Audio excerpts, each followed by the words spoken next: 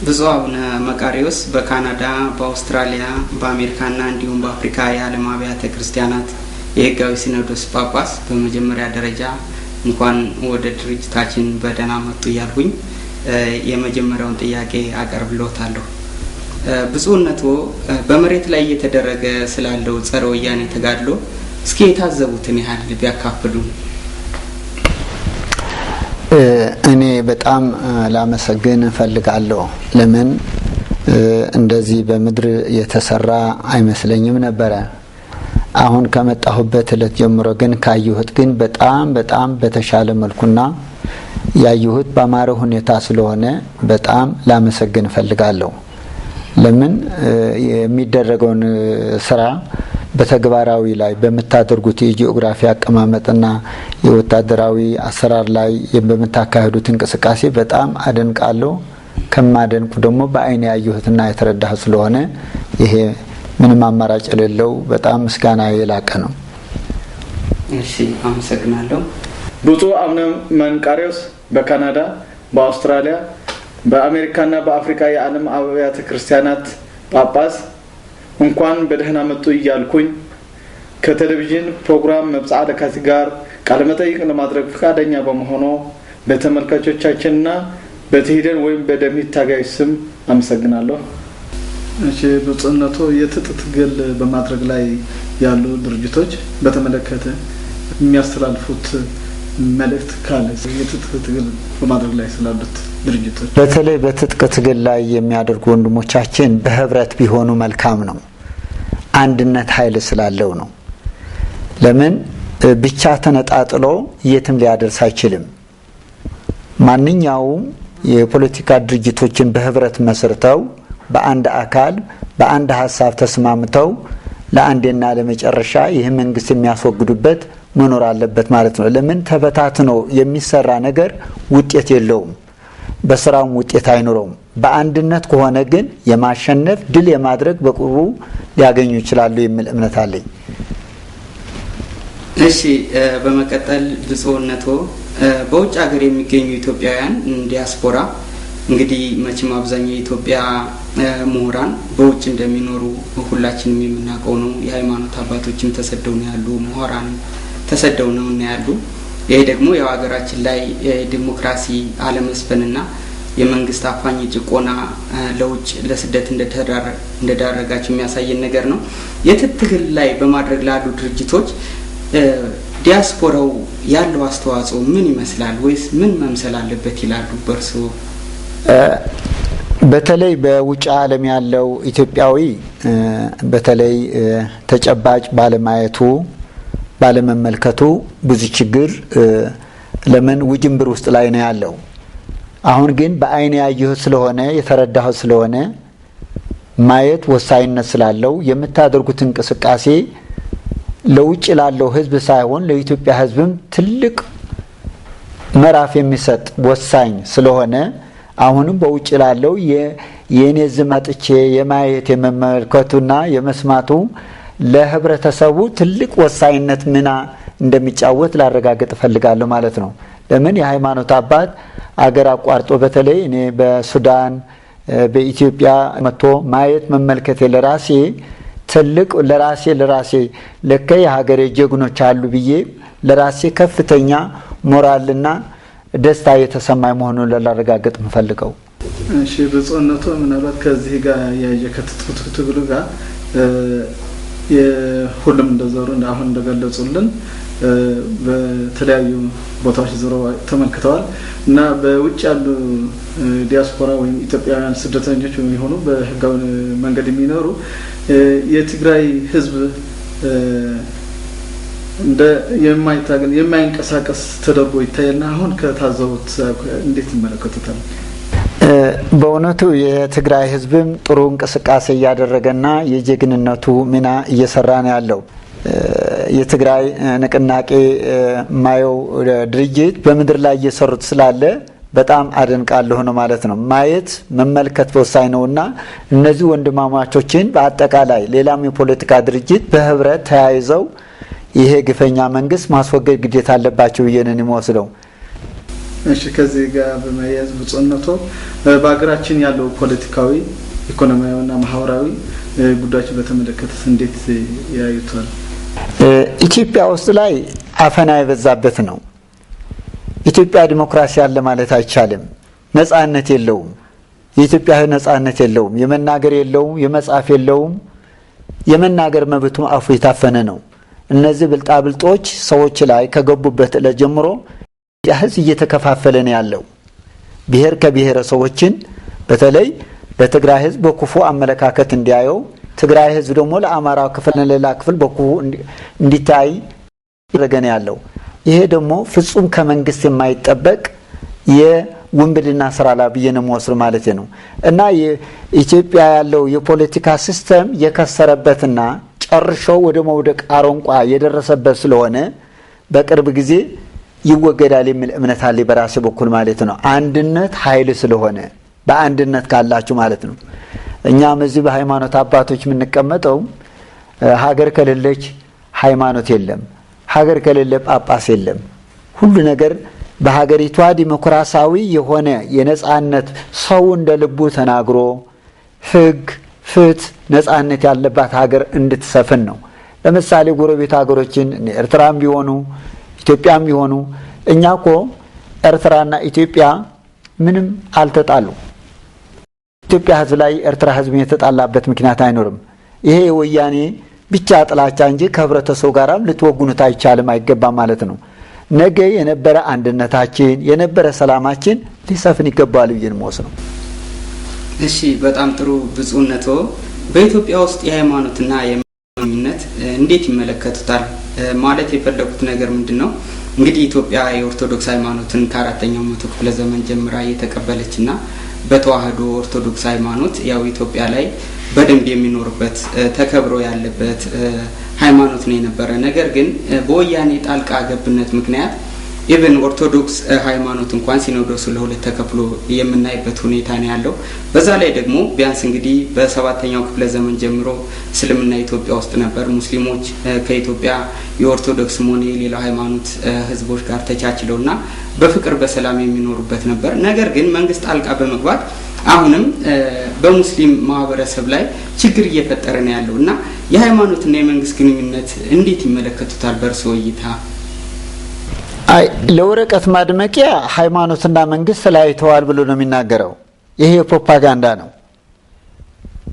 ሙስሊሙም የራሱ መብት አለው፣ ክርስቲያኑም የራሱ መብት አለው። ሁለቱ ወንድማማቾች በፍቅርና በሰላም የሚኖርባት ሀገር ናት። ይህ መንግስት ግን ስልጣኑ ለማራዘም ክርስቲያኑ ከሙስሊም ሙስሊሙ ከክርስቲያን ጋር እያጋጨ ነው ያለው። የኢትዮጵያ ቤተክርስቲያን በአሁኑ ሰዓት ችግር ላይ ነው ያለችው። አሁን ትናንት ፓትርያርኩ ከዚህ ዓለም በሞት ተለዩ ቢባል መልሶ እነዚያ ከሳቸው ጋር አብሮ ሲያጨበጭቡ የነበሩት መልሶ ያንን ስራ መስራት ወደ ኋላ እንደማይሉ ነው እኔ ራሴ ግምት ያለ ማለት ነው። የወያኔ ስርዓት አልተገረሰሰም። እግዚአብሔር አምላክ መጨረሻውን እነዚህ ሰዎች የአምላክ ፈቃድ ተጨምሮበት ሀገራችን ጨርሾ እንደሚወገዱልኝ በጣም እምነቴ የላቀ ነው። ሙስሊሙ ህብረተሰብ ስታዩት የሙስሊሙ ህብረተሰብ የመምረጥና የመመረጥ ያለበት የሙስሊሙ ህብረተሰብ ስልጣንና ኃላፊነት ነው። አንድ ፓትርያርክ የመሾምና የማድረግ የክርስቲያኖች መብት እንጂ መንግስት ጣልቃ ገብቶ የአንዱ ሃይማኖት ማዘላሸት አግባብ አይደለም። ይሄ እኮ ነው የፖለቲካው ሲስተም የከሰረበት የተበላሸበት አስመስሎ ማቅረብ የሚያደርገው። ይሄ የወያኔ ስራ ነው። ለምን ይቅርታ አድርግልኝ፣ ወየነ ማለት ምን ማለት ነው? ትርጉሙ ሸፈተ። ከአመፀኛ ትውልድ ከአመፀኛ መንግስት ጋር ምን ይጠበቃል ብለህ ታስባለህና? ቤተክርስቲያን ከእምነቱ ጋር እያጋጨ ነው። ሙስሊሞችም ከእምነታቸው ጋር እያጋጨ ነው። አንድነት በኢትዮጵያ ውስጥ ላይ ጠፍቷል። ሰላም የሚባል ነገር ላይ የለም። የመደገድ የመንቀሳቀስ መብቱ በልጓም የተለጎመ ህብረተሰብ ስለሆነ ነው። በእውነቴ ነው። ያን ጀግና ህዝብ የወለደች ሀገር የመሃን ወላድ ሆና ስታይ ግን እኔ ራሴ ያዝናለሁ። ለምሳሌ እኔ በመናገሬ የሚቃወሙም የሚደሰቱም ህብረተሰቡ ይኖራል። በምንም አይነት ለሀገሬ እስከ መጨረሻ ወደ ኋላ የማልል መሆኔ ላረጋግጥ እፈልጋለሁ ማለት ነው። እና እምነት የቤተ ክርስቲያኒቱ ስርዓት ከመንግስት ተጣብቆ መንግስት የሚያደርገውን የቅጥፈት የቤተ ክርስቲያን አባቶች አጥብቀው መቃወም ይገባቸው ነበር ለህዝባቸው ሲሉ። የኢትዮጵያ ግን አላደረገችም። ሰው ሲደበደብ፣ ሰው ሲታሰር፣ መከራ ሲደርስበት፣ ሲጨቆን፣ ግፍ ሲፈጸምበት ጳጳሳት አፋቸው ዘግተው ሲታዩ ይህ እኮ ክርስትና ህይወት አይደለም። ይህ እኮ የቤተ ክርስቲያን ቋንቋ አይደለም። ይህ እኮ የቤተ ክርስቲያን ዶግማ አይደለም። እኔ ለህዝብ ስል ነው መሞት ያለብኝ። መንግስትም አታድርግ ብዬ መምከር እንደ ሃይማኖት አባትነቴ ለመንግስትም መንገርና መቃወም ያስፈልገኝ ነበረ። ነገር ግን ከመንግስት ወግኖ ህዝብን ማድባት ግን አደገኛ ነው። ያው አጭበርባሪ፣ ያው ውሸታም መንግስት በየቀኑ በሐሰት የሚለዋወጥ ሰው ምን ትሰሙታላችሁ። ለዚህ ለእናንተ መናገር አልፈልግም። እሺ ብፁዕነቶ በዋልድባ አካባቢ እየተደረገ ያለው ፋብሪካ ሰበብ በማድረግ ወይም ስኳር ፋብሪካ ወይም ሌላ የልማት ስራዎች እንሰራለን በሚል የዋልድባ ገዳም ከሌሎች ዓለማት ጋር የሚወዳደር ገዳም በጥንታዊነቱ እና በዚህ ላይ እየተደረገ ያለው እንቅስቃሴ ግማሹ ጥሩ ነው ለልማት ነው የሚል አለ። በሌላ በኩል ደግሞ ይሄ ታሪካችን ነው፣ ቅርሳችን ነው፣ የሃይማኖት አባቶች የተቀበሩበትና የሃይማኖት መልእክትም ወይም መንፈሳዊ መልእክትም የሚካሄድበት ቦታ ነውና ለምን ይፈርሳል የሚል ተቃውሞዎች አሉ። ከዚህ ጋር በመያያዝም በሙስሊሙ ወንድሞቻችንም ጭፍጨፋ እየተካሄደ ነው። ይታሰራሉ፣ በየመስጊዳቸው እየተከበቡ ጸሎትም አምላካቸውን ለማመስገን ያልቻሉበት ሁኔታ ነው ያለው እና በዚህ ሁኔታ ላይ የእርሶ አስተያየት ምንድነው? ይትማ ዋልድባ ቅዱስ ስፍራ ነው። የኢትዮጵያን ኦርቶዶክስ ተዋሕዶ ቤተክርስቲያን ዩኒቨርሲቲ ማለት ነው። ይሄ ክቡር ቦታ አይታረስም። ራሱ ገዳሙ ራሱ ልማት ነው። ሸንኮራ አገዳ ቢተክሉበትም አይበቅልም። የቃል ኪዳን ቦታ ነው። እግዚአብሔር የመረጠው የቅዱሳን ቦታ፣ የቅዱሳን መናኸሪያ ነው። በዋልድባ አስተባባሪ ኮሚቴ ከተመረጥኩ አንድ አካል ነኝ። አሁን ዋልድባም አይቼዋለሁ። አሁን የታረሰውም የተፈጸመው ሁሉ ተመልክቼዋለሁ ማለት ነው። ነገር ግን ይሄ አደገኝነት አለው። እዚያ ቦታ ላይ የሚኖሩ ቅዱሳን አባቶች ምግብ የማይገመገቡ አርፍ እየተመገቡ የቅድስና ስራ እግዚአብሔርን የሚያመሰግኑ ቅዱስ ቦታ ነው። ወያኔ ዋልድባ በሚነካበት ጊዜ ሌሎችም ገና ይጠርጋቸዋል። 24 መቆሚያዎች የተተከሉ አሉ። እነሱ አይለቃቸው። የቅዱሳን ቦታ ነው፣ የጸጋ ቦታ ነው፣ የበረከት ቦታ ነው፣ የረድኤት ቦታ ነው። ያንን ቦታ መንካት ኢትዮጵያን ቤተክርስቲያን አፏ ከፍታ የልማት ነው ብላ ስትናገር አሳፋሪ ነው። ለ3000 እና ለ4000 ዓመታት የነበረ ገዳም ትናንት በወያኔ ስርዓት ያ የተከበረ ገዳም መደፈር አደገኝነት አለው። አግባብ አይደለም። የኢትዮጵያ ሕዝብ ተነስቶ በገዳም ላይ የሚፈጸመው ሁሉ ሊቃወም ይገባል ብዬ ነው የምወስደው። ገዳሙ ከተነካ የኢትዮጵያ ህልውና የኢትዮጵያ መሪዎች ጭርሻው አይኖሩ። በእርግጠኛ ላረጋግጥ እፈልጋለሁ። በሙስሊሙ ህብረተሰብ የራሳቸው መብት እኮ ነው። ዋይ የመመረጥም የማባረርም የማውጣትም በመስጊዳቸው የሚፈጽሙት ስርዓት ነው። መንግስት ጣልቃ መግባት አይችልም። ገብቶ መስጊዳቸው ገብቶ ሊገላቸውም አይገባም። አግባብ አይደለም። ድፍረት ነው ይሄ። ደፍሮስ አንድ ሰው መስጊድ እነሱ ፈቃድ ከሌለ አንድ ሰው መሳሪያ ይዞ አምልኮ የሚመለክበት ቦታ መሳሪያ ይዞ መግባት አይፈቀድም። ቅዱሳን ገዳማት ነው ዋልድባ በመሳሪያ በፌደራል ፖሊስ እነዚያ መነኮሳት ሲደበደቡ ኢትዮጵያ አለች ማለት ይቻላል? ወገን አለ ማለት ይቻላል? ሀገር አለ ማለት ይቻላል? ያስደፍራል። በመስጊድ ገብቶ ያ ሙስሊሞቹ ጭንቅላታቸው እየደበደበ ከቤታቸው እያወጣ ወደ እስር ቤት አስገባል። አግባብ አይደለም። የራሳችን በራሳችን እንምረጥ ነው ያሉት። ሌላ ውስጥ ላይ አልገቡም ሰዎች። የሚያሳርቅ ጥሩ ነገር መንግስት ማቅረብ ነበረበት እንጂ በአጸፋው ላይ መግደልና መደብደብ ኢትዮጵያ ውስጥ ላይ መንግስት እንደሌለ እንማየው ያለሁኝ። ስለዚህ ሙስሊሞችም ራሳቸው መብታቸው በህጉ ሊከበርላቸው ይገባል። ክርስቲያኖችም በራሳቸው መብታቸው ሊከበርላቸው ይገባል። ይሁሉ ሀገር ቆናት ኢትዮጵያ። ስለዚህ ይሄንን ነው ላቀርብ እንፈልጎና በሙስሊም ወንድሞቻችን የነሱ ሞት የነሱ ጭፍጨፋ ክርስቲያኑ ህብረተሰብ የሚደሰት አይደለም። ክርስቲያኑ ሲጨፈጨፍ ሙስሊሙ ሊደሰቱ አይገባም። እንደኔ በኩል ግን ሙስሊሙና ክርስቲያኑ አንድ ላይ በህብረት ፈጥሮ ይሄ መንግስት ለአንዴና ለመጨረሻ ገፍትሮ መጣል ያስፈልገዋል ብዬ ነው ሙስሊም። እሺ በጣም እናመሰግናለን።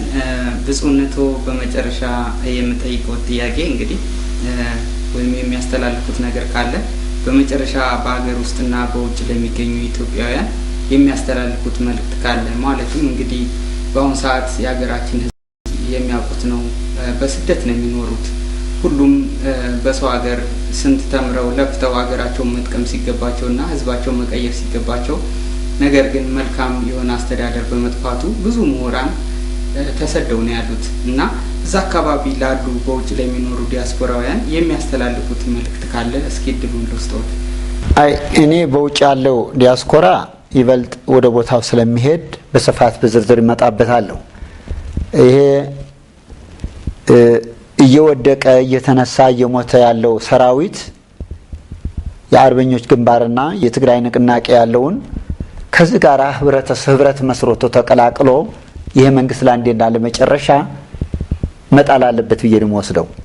በገንዘብም እርዳታ በአስተዋጽኦም እርዳታ ለዚህ ድርጅት ቢያደርግ መልካም ነው ብዬ የምወስደው። ለምን ያለው የእንቅስቃሴ ትግል እኔ ለራሴ በኩል ከመጠን በላይ ካየሁት በላይ የተደሰትኩት የረካሁት ስለሆነ ህዝቡ ለነዚህ በበረሃ ውስጥ ላይ በመሬት ስራቸውን በስትራቴጂ እየሰሩ ላሉ ሰው ሊረዱ ይገባቸዋል ብዬ ነው የምወስደው።